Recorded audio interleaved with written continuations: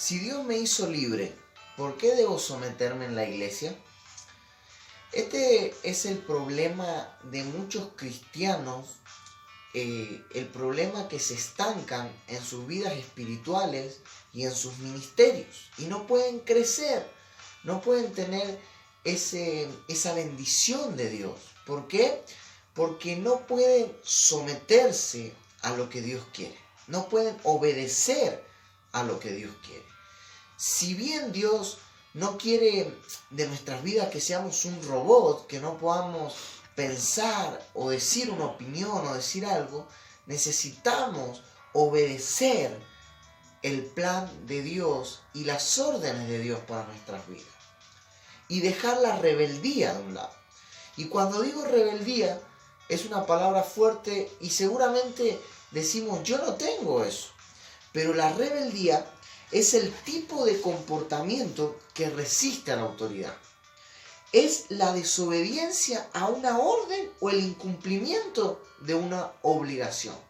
Y mirá que el significado no dice una orden pequeña o una orden grande, una orden complicada o que no sea tan complicada. No, dice el incumplimiento.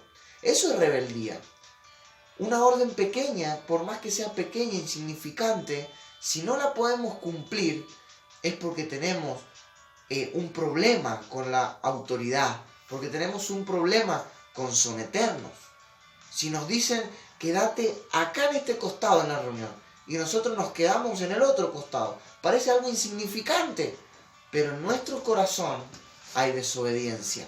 Dice Romanos 13, sométanse toda persona a las autoridades establecidas por Dios. Es importante que nosotros podamos entender que la obediencia trae bendición y la desobediencia acarrea maldición sobre nuestras vidas.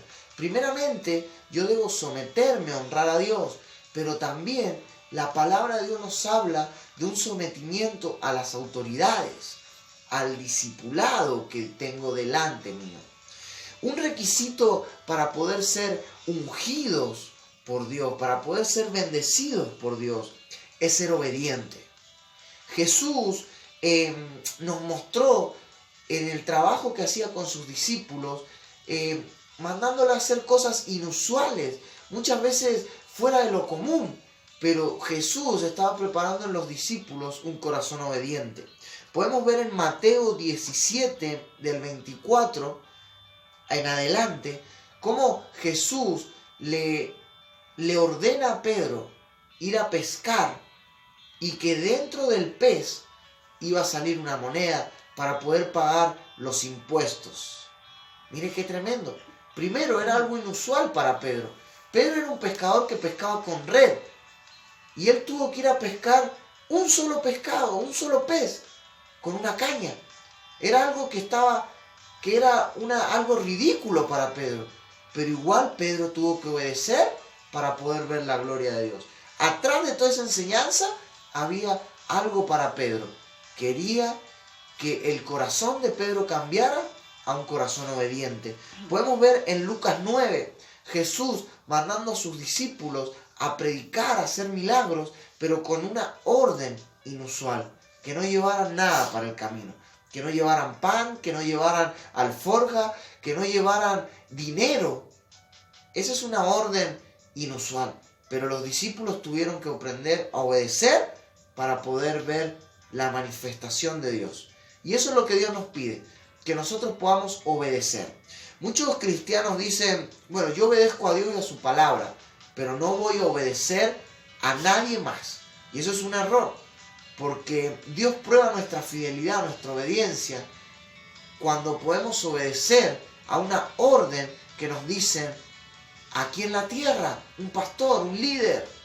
Dice 1 Timoteo 5:17, los ancianos que gobiernen bien sean tenidos por dignos de doble honra, mayormente a los que trabajan en predicar y en enseñar.